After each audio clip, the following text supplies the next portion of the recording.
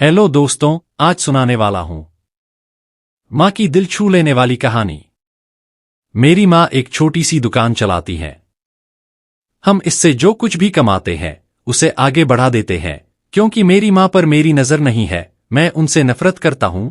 क्योंकि जब भी वह मेरे स्कूल में आता है तो मेरा दोस्त यह कहकर चिढ़ाने लगता है, तुम्हारी मां की तो एक ही आंख है। मेरी इच्छा थी कि मेरी मां मेरी निजी दुनिया से दूर रहें, इसलिए एक दिन मैंने उनसे कहा, मां, आपके पास दूसरी आंख नहीं है, इसलिए जब आप मेरे दोस्तों के सामने आती हैं तो वे मेरा मजाक उड़ाते हैं, आप मरोगे।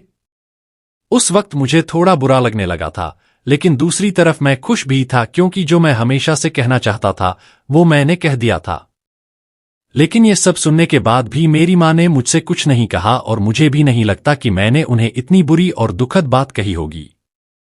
मैं इस गरीबी और अपनी मां से दूर जाना चाहता था, तभी से मैंने बहुत अच्छे से पढ़ाई की।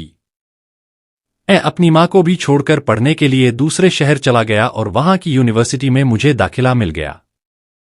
इसके कुछ साल बाद मैंने उसी बहन से शादी कर ली। मैंने भी अपना घर खरीद लिया, फिर मेरे बच्चे भी हो गए। अब मैं एक सफल इंसान की तरह खुशी खुशी जीवन जी रहा था।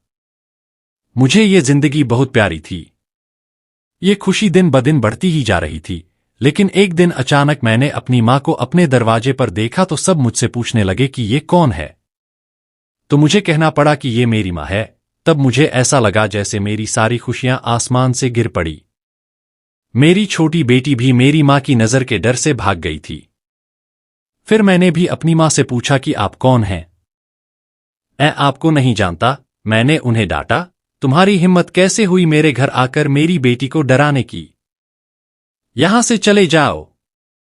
यह सुनने के बाद मेरी मां ने मुझे शांति से जवाब दिया, ओह, मुझे माफ कर दो।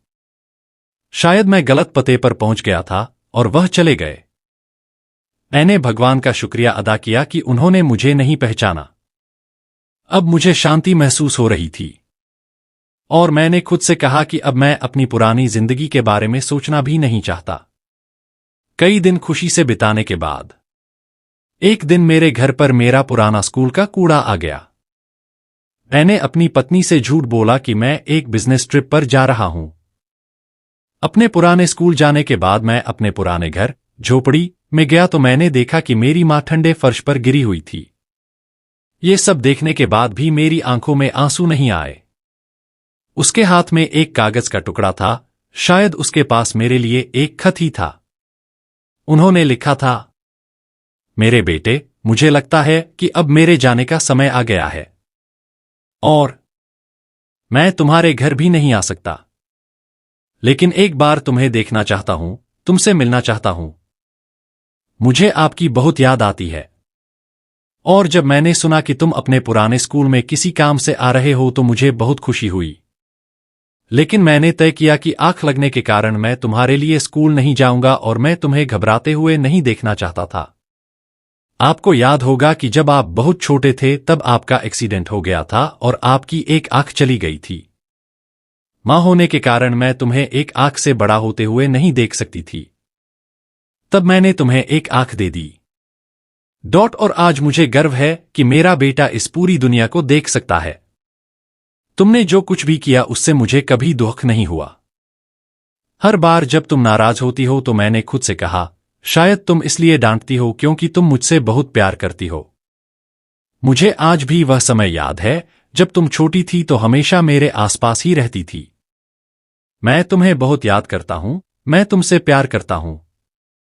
मेरे लिए सिर्फ तुम ही मेरे हो। ये सब पढ़ने के बाद मुझे लगा कि मुझे उस इंसान से नफरत है जो पूरी जिंदगी मेरे लिए जीता रहा। मैं अपनी मां के लिए रो रहा था। अब मुझे अपनी सबसे बड़ी गलती का एहसास हुआ था। कहानी की नीति, किसी व्यक्ति की विकलांगता के लिए उससे कभी नफरत न करें, उसके माता पिता का कभी अपमान न करें, बलिदानों को कभी न भूलें। उन्होंने हमें यह जीवन दिया है, उन्होंने हमें एक राजा की तरह बड़ा बनाने की कोशिश की है। वे हमेशा हमें देते रहे हैं और बेहतर से बेहतर देने की कोशिश करते रहे हैं। वे हमारा हर सपना पूरा करना चाहते हैं। वे सदैव हमें सही मार्ग दिखाकर प्रेरित करते हैं। बच्चों के लिए माता पिता अपनी खुशियों का त्याग कर देते हैं और बच्चों की सभी गलतियों को माफ कर देते हैं। हमें हमेशा उनका सम्मान करना चाहिए और उन्हें प्यार देना चाहिए। मेरे प्रवासी मित्रों, आप सभी को सुप्रभात।